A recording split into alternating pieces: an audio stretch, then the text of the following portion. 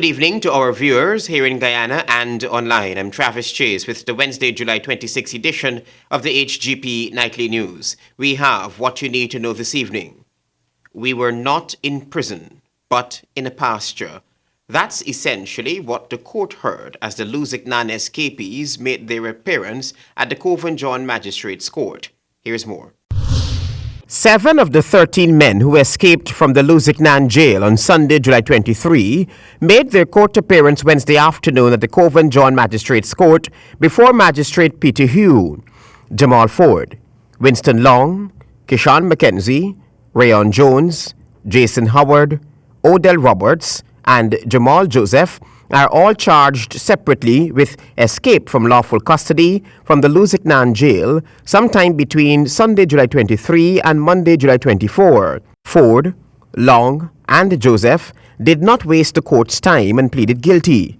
They were all sentenced to 1 year in jail each, while Mackenzie, Jones, Howard, and Roberts pleaded not guilty and were remanded to prison.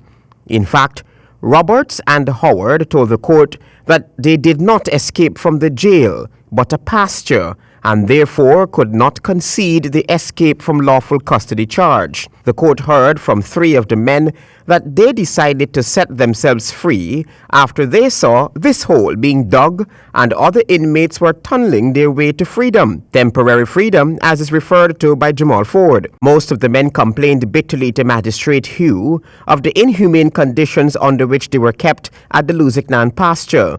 Some complained that they are on remand for as long as 4 years and couldn't say what's to hold up with their court hearing. The men were under tight police security who took up firing positions around the courthouse and in the courtroom. Then they were all whisked away to the Camp Street jail.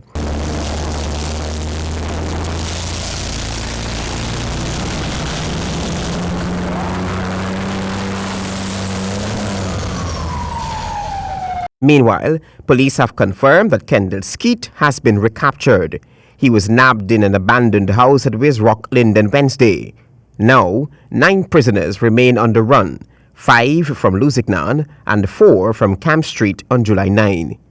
Travis Chase, HGP Nightly News. Meanwhile, the Working People's Alliance calls for a review of the sentencing policy and at the same time applauds the authorities for exercising due restraint with regards to the handling of the prison breakout situation. Ayana George reports.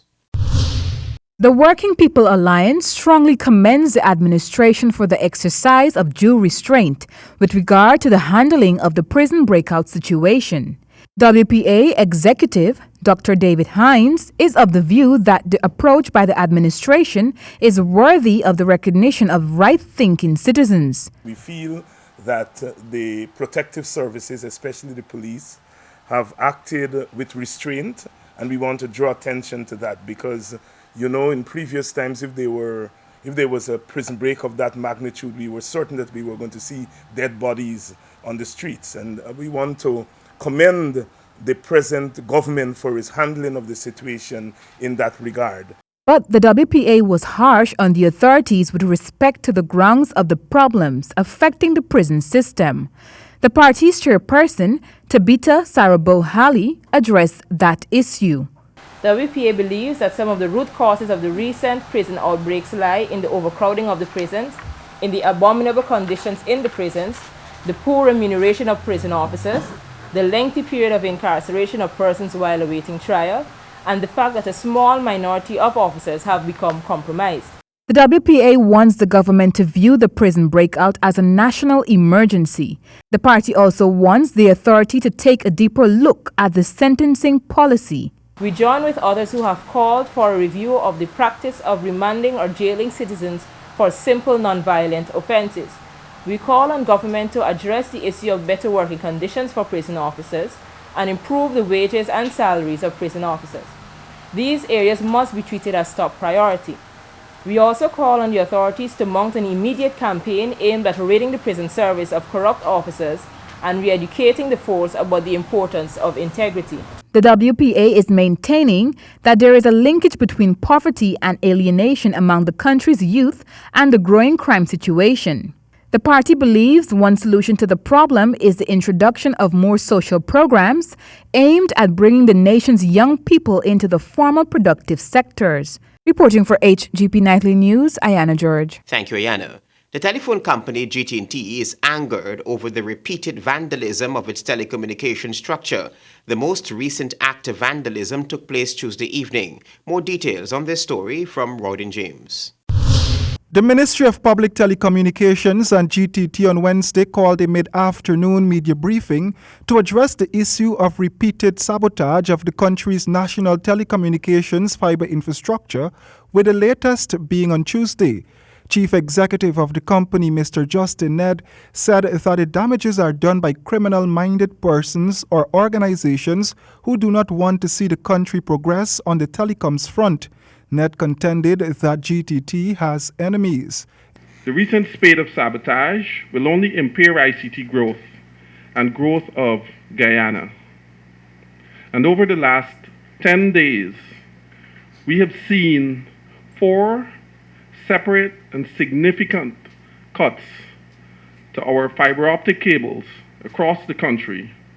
More so, over the last 12 months, Ned said the company expended more than $50 million, lost productivity, and had to repair the sabotaged infrastructure. The attacks on their infrastructure, Ned explained, will cause heavy losses to businesses and even persons who use their services. I would like to go on record as saying that this is being done by people that know what they're doing. This is an attack on the people of Guyana. And I want to say this is an attack on the 22,000 households that we will bring 50 megabits per second internet speeds to in 2017 alone. The company contends that it is subject to attacks every time it makes progress. Telecommunications Minister Catherine Hughes said that her ministry is alarmed that as soon as they try to better the affairs of the sector, there are elements who seek to thwart those developments. And therefore, anybody that is callous and uncaring to cut a cable that prevents people in the event of a personal emergency, they can't even pick up the phone to make a call. Students that might be preparing now for preparations, mock exams, whatever the scenario is. It is totally unacceptable, and we will deal with the perpetrators. While the company has its suspicions as to who might have been behind the spate of attacks, GTT is not willing to make that public as yet, since the matter is still engaging the police. According to Section 131 of the Criminal Law Offences Act and Chapter 801 of the Laws of Guyana, in parts states, I quote, "Anyone who unlawfully cuts, breaks, throws down, damages, or removes any telecommunication instruments or appliance is liable imprisonment up to 2 years." Unquote. The company is offering a reward of $1 million to persons who may have information on the latest sabotage of their infrastructure. Royden James, HGP Nightly News. The Rights of the Child Commission wants children placed at juvenile holding facilities for capital offences to be separated from those who are placed there for minor offences. Kristen Macklingam reports. A pressing issue at the New Opportunity Corps, which must be dealt with to ensure the safety and reformation of children, is that serious offenders must be separated from those children who are there for minor offences. That's according to the CEO of the Rights of the Child Commission, Amar Pandey. We have recommended that some measures of distinction or separation should be instituted so that persons who are charged for more serious offenses, for example, murder, should not necessarily be kept in the same location with a child who is charged for wandering. Mr. Pandey assured that the Rights of the Child Commission will continue to lobby for this change to be implemented as soon as possible. This is a recommendation that we have made, and this is a recommendation that they themselves at the ministry are aware of and have endorsed in the past. So it's just a matter of the will to start realizing some of these changes or recommendations.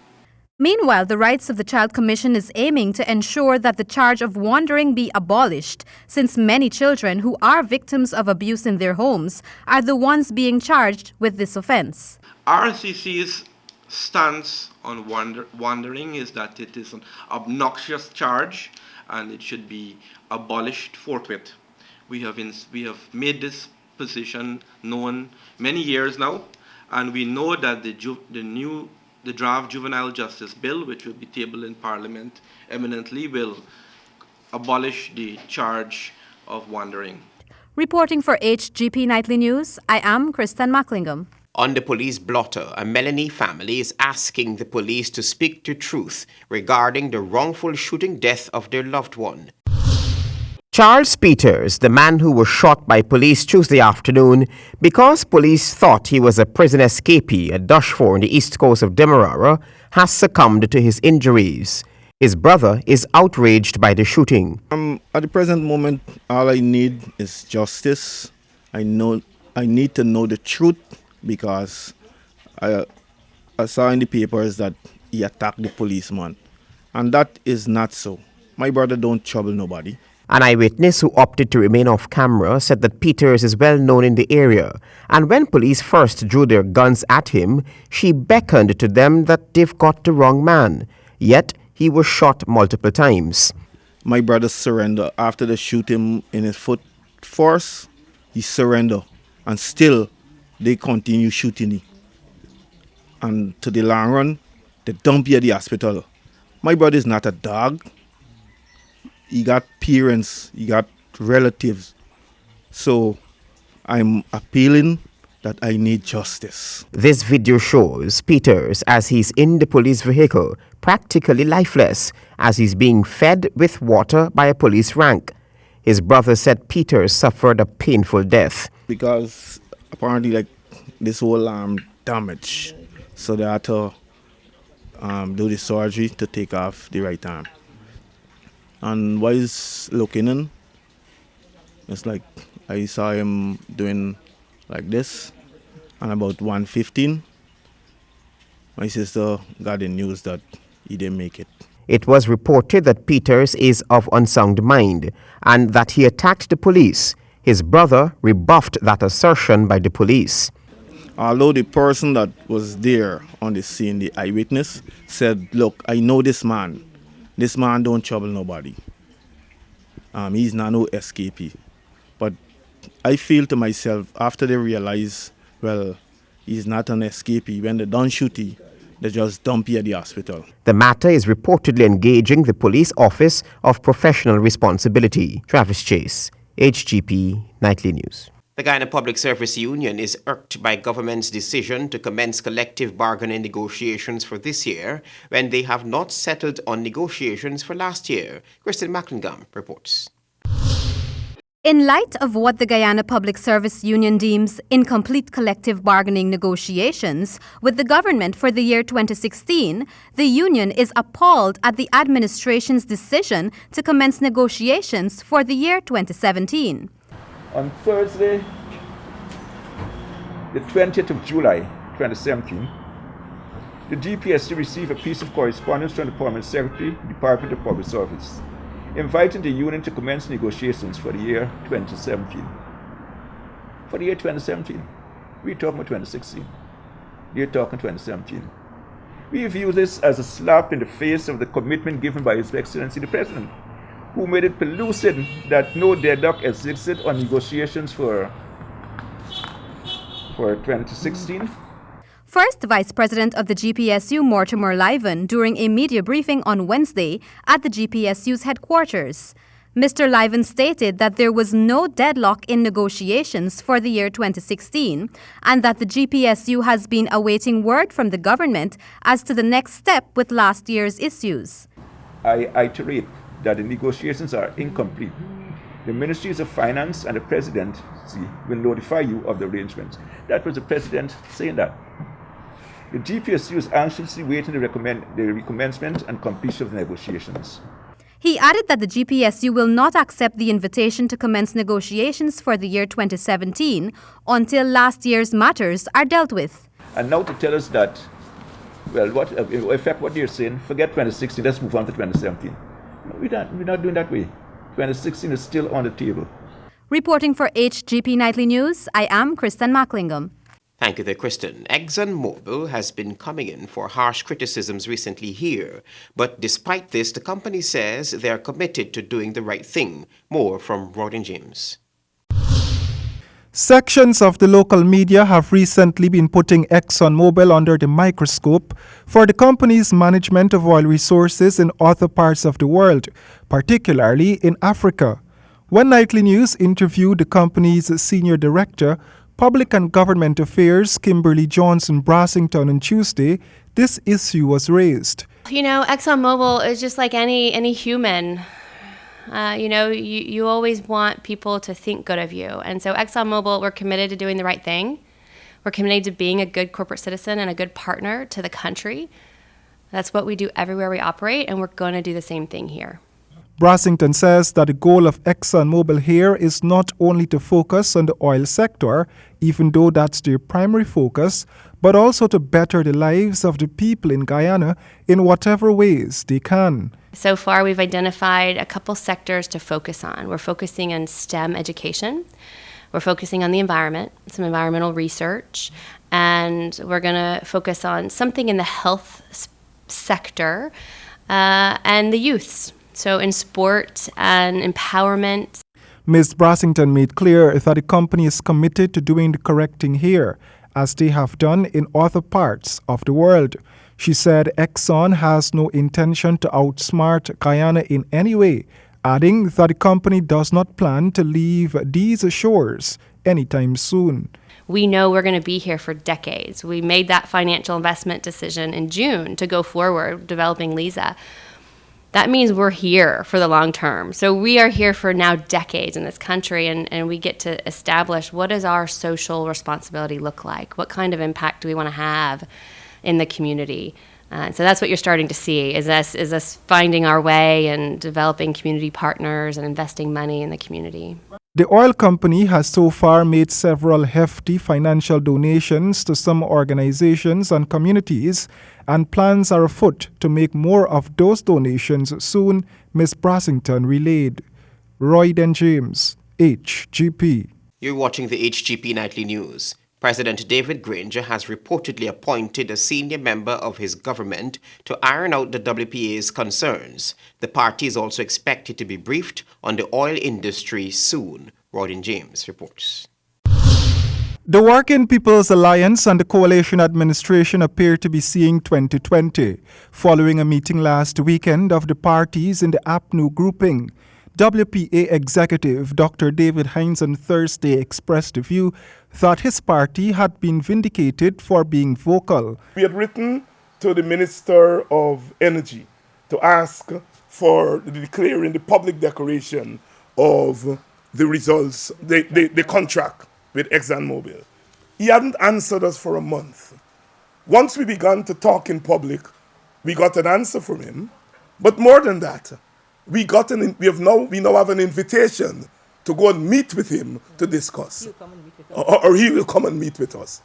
Dr. Hines said that as a result of the WPA standing up and pointing out the lack of consultations, President Granger was prompted to call the party for a meeting. That didn't happen in the past. As a result of that meeting, we have had an APNU meeting, and it's been happening 2 years. All right? We went into that meeting and we were able to solve some of the immediate problems and put some of the other things on the table. Dr. Hines noted that the signal they have received thus far, the party is confident that their concerns will be addressed. Well, a senior member was tasked by the APNU chairman, President Granger, to address the grievances that the WPA were able to articulate during the meeting. We, more than the other parties present, had a lot of grievances. And the president, in fairness to him, recognized those grievances and appointed a senior member of the APNU to meet with us and to, in his words, address and iron out those grievances. As he said, he wants those things to be put to rest. The APNU, the larger partner in the coalition, now plans to meet every 2 months. All parties in the grouping can raise issues affecting them during those meetings. This, the WPA said, would not prevent them from speaking out on things that matters, noting that they want to keep their image sharp. Roy and James, HGP Nightly News. The U.S. ambassador in Georgetown plugs volunteerism as a source of immense value to a country's economic output. And with this in mind, the U.S. Embassy in Guyana has reaffirmed its commitment to empowering young people in Guyana. More from Kristen Macklingam. When youths and young adults participate in volunteerism, it helps to make governments more responsive and accountable to their citizens. That's the view of U.S. Ambassador to Guyana, Perry Holloway. Volunteerism offers immense value to your country's economic output. The U.S. Embassy will continue to play our part to empower young people through our youth development initiatives, such as the Youth Ambassadors Project, the Youth Action Network, and the Youth Empowerment Services, or YES program.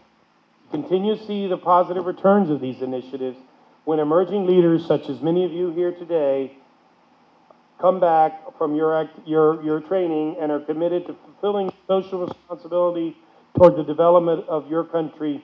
U.S. Ambassador to Guyana Perry Holloway speaking during a youth exposition and volunteer fair organized by the Youth Ambassadors 2015 cohorts and Youth Action Network at the Umanayana on Wednesday.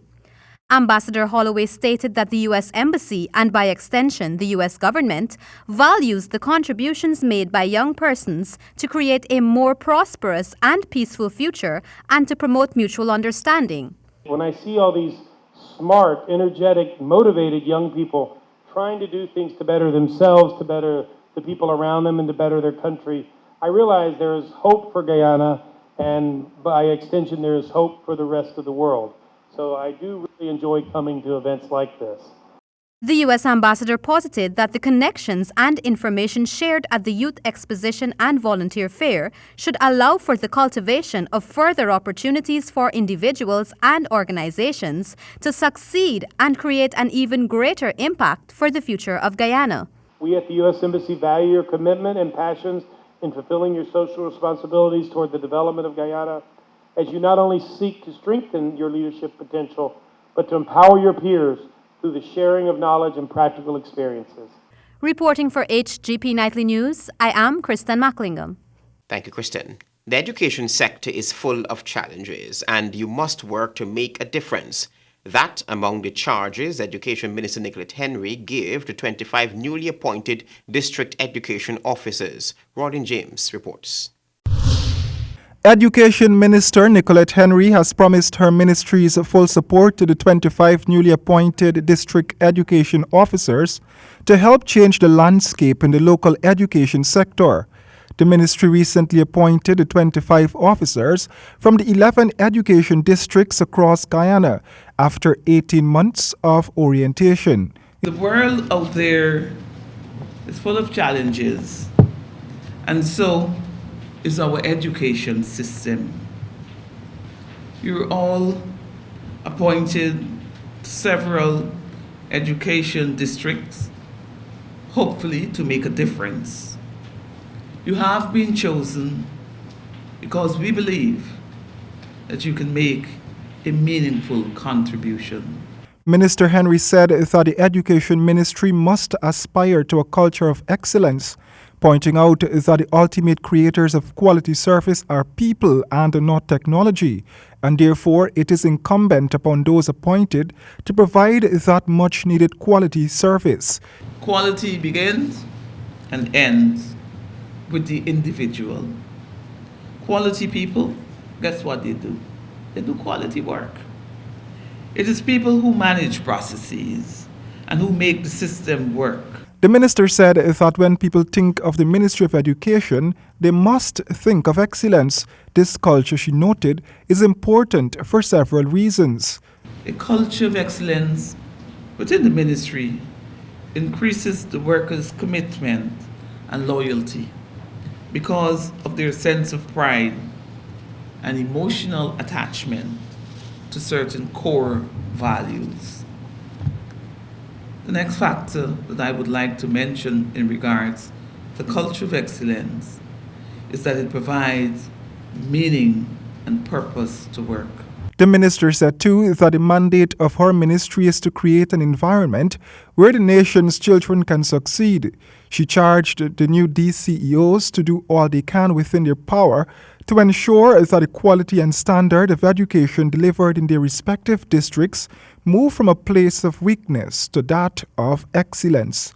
Royd and James, HGP Nightly News. Your sportscast is ahead.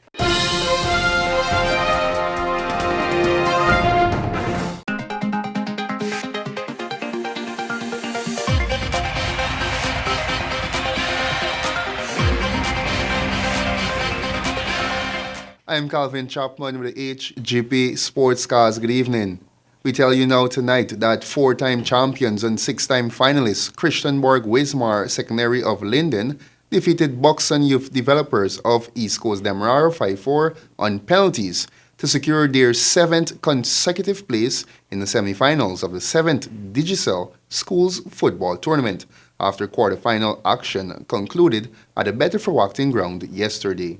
Following a sloppy start, the contest developed into an exciting affair, and it was Christianborg Wismar goalkeeper Nicholas Gentle who turned out to be the hero after the teams were locked 1-1 at the end of regulation time at the Betterforwachting Community Centre ground on the East Coast, Demerara. Gentle stood tall to keep out Buxton Youth's 4th spot kick, which was taken by Shamar Singh after Christianborg Wismar had already converted 4. The Upper Demerara side 5th penalty was taken by Journal Williams, who made no mistake.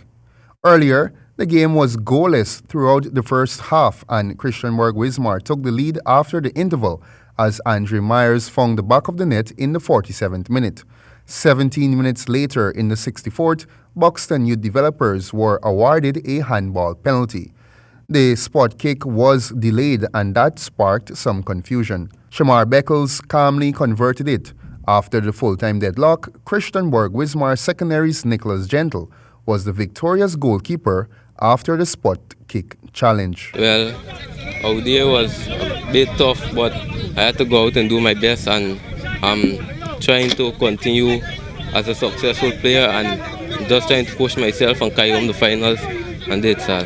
Coach of the Christianborg Wismar Secondary School, Delon Peters, spoke after the game as well. It was a tough one.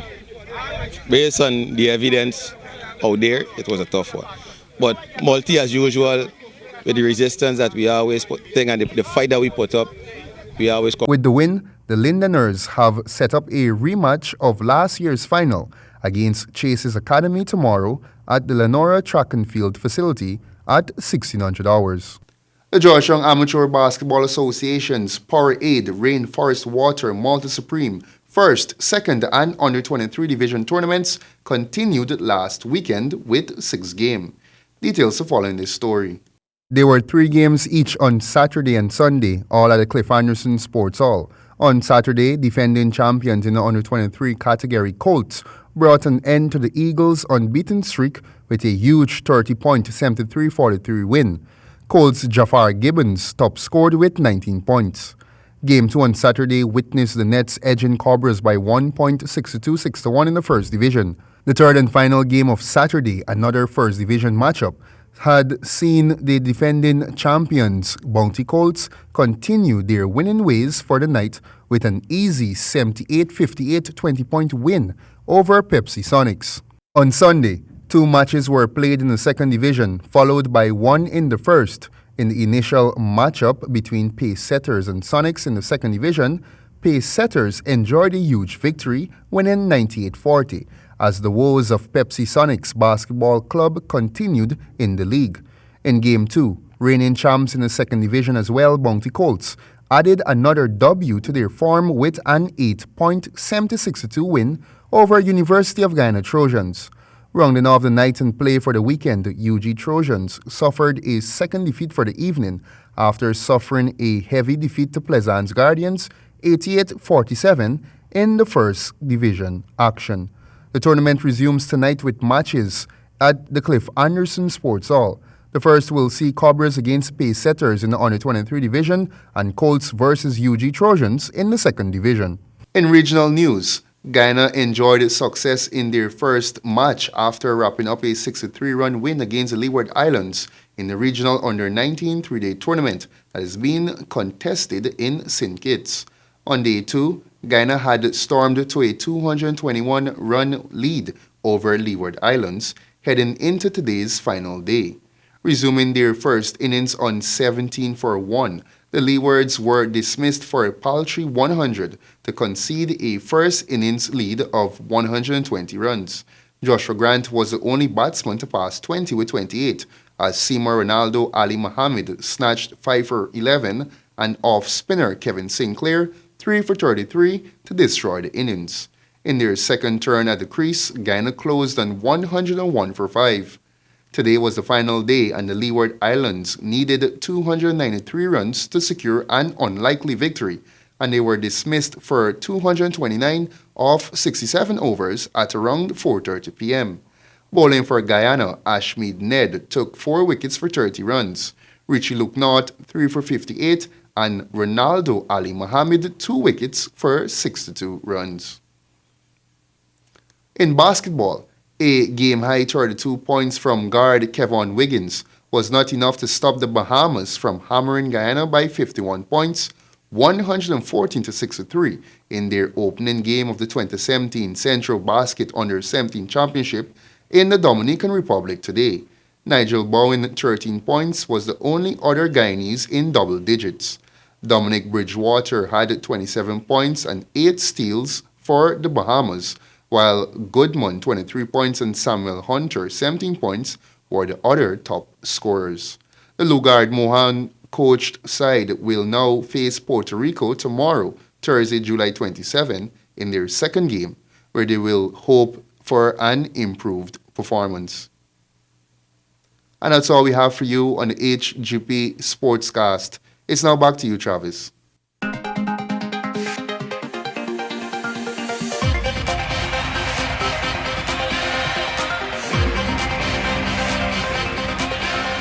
Prison escapees make court appearance. We weren't in prison, but in a pasture, the court heard.